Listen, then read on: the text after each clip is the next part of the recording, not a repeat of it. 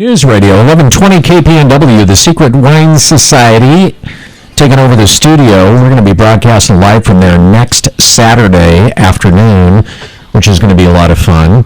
Having a big deal there, including food and bringing in a chef and wine tasting and sake tasting. And so this is hybrid sake that is sake champagne. Okay, so you are drinking the Fukucho Seaside sparkling sake. And the reason we're drinking this, so we kind of understand what Koji's doing. Right.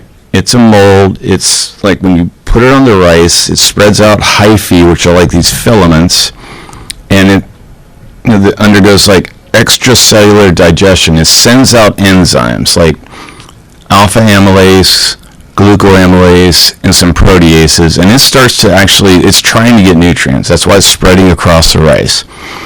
Now, there's different types, so usually it's going to be yellow koji. Mm-hmm. There's a black koji they use for the awamori.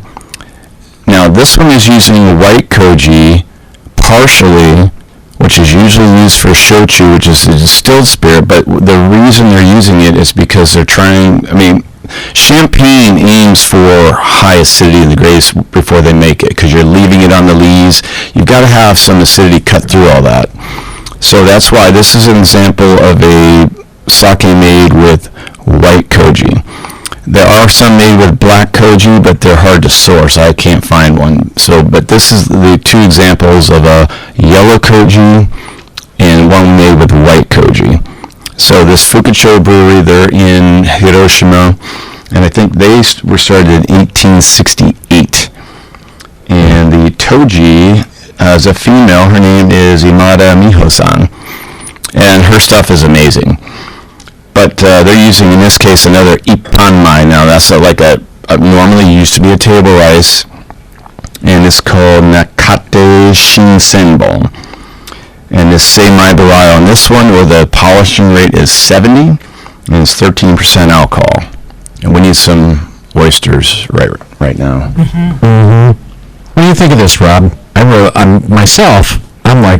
into it. Yeah, it's. I don't know if I said this on the air. I don't think I've ever had anything like this ever. For sure, the most unique champagne. Oh, yeah.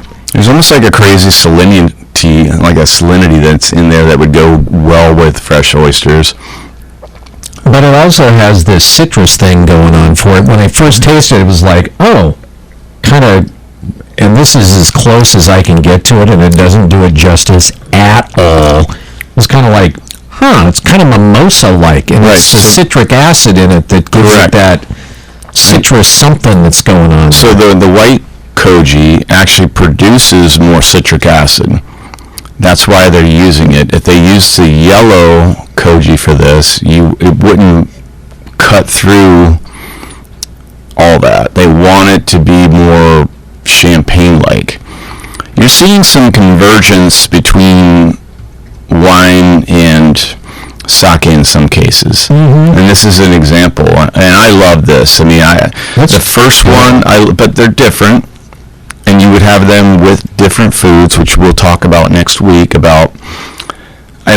Sake doesn't pair with anything; it surrounds and wraps around the food. So they always try to force it into the wine category.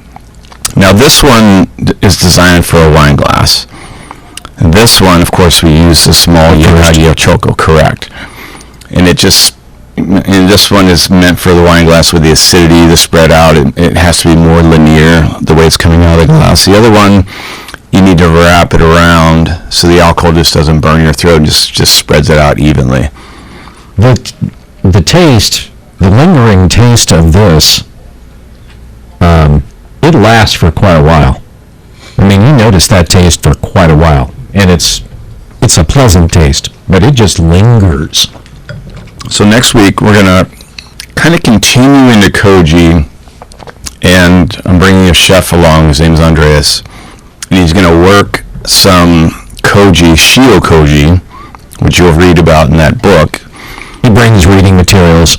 And it has koji in it with salt, but You can use it to tenderize meat. It's like the most incredible ingredient to change your food. You can use it for anything. But he's going to work that into the dishes, and we'll talk about sake and food. Something to note here, by the way, is that all of this creates, which I don't think it happens in wine and beer. So you have, there's 5 different things that have to do with taste. You have your bitter, you have your salt, you have your sweet, so on. Well, umami, which is kind of this weird one that was added at the turn of the 20th century, and you have to read about it. I read about it the other day, and it was just this big, long process, and then they finally said, yeah, there's a 5th part of your sense of taste, and it's umami, which is kind of a savory thing. I mean, if you've had food with MSG, that's what MSG was for, was to bring out the umami. The process of the Koji does the same and can do the same thing. Right. If you don't mill the rice down too far, you have some proteins left over. Now, there's, like I said, various classes of enzymes that this mold will produce as it's going through and growing, and it produces a class of proteases to break down the proteins into umami. It's actually umami. And you say umami, I say umami. Tomato. But it's arriving at the same thing, and you're not going to get that. Don't be pedantic. I know. I'm going to get beat up after this show. It's like sake. Well, it's like you're not going to get the umami flavors out of these really purified ones that we took in last time because the proteins are all gone. Right. This one and some other stuff we'll bring on, you're going to get these full, rich umami flavors. And they're designed for, like, next week we're going to bring on something called kinoko. And that's actually designed, so to speak, or brewed for mushroom dishes. And it is, I was going to bring some, but I finished the bottle. It's pretty epic. Ah, dang. Good for you. It is really good. I was actually surprised because they have a bunch of mushrooms on the label, and personally I prefer the pretty, like, calligraphy. Mm-hmm. And so they're trying to make the labels easier for Americans to understand, so I understand why they do it. I like when they're really fancy, but this Kinoko one is great, and I've got another surprise for you coming. Very nice. I'll bring that broken Ronald McDonald clock. Okay. The one that was part of your dream. Anyway, Robert and Don from the Secret Wine Society, bringing in Melissa from RNDC Distributing. RNDC, okay, Research and Development with a C. Thanks for coming in, appreciate it. We had a blast. We'll be back next week, and just bring the thunder, and it's the day before you come down to visit us, and we have some surprises for you when you arrive. Okay. I'm making some phone calls. Oh. He's going to have me beat up in an alley. He's calling us. It's going to be very good for you. Okay. Well, Let's say that. It's going to be a blast. I'm going to get a free t-shirt.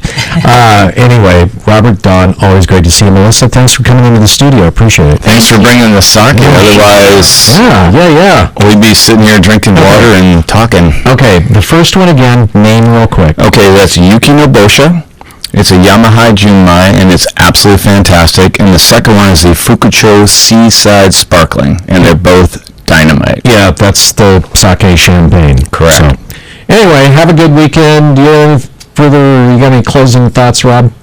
Closing thoughts. Maybe just a reminder, the Guarantee event going on right now, Junction City, free eggs for Easter. Just head north out Highway 99 in Junction City, and we'll be back Monday. All right. Have a good Easter.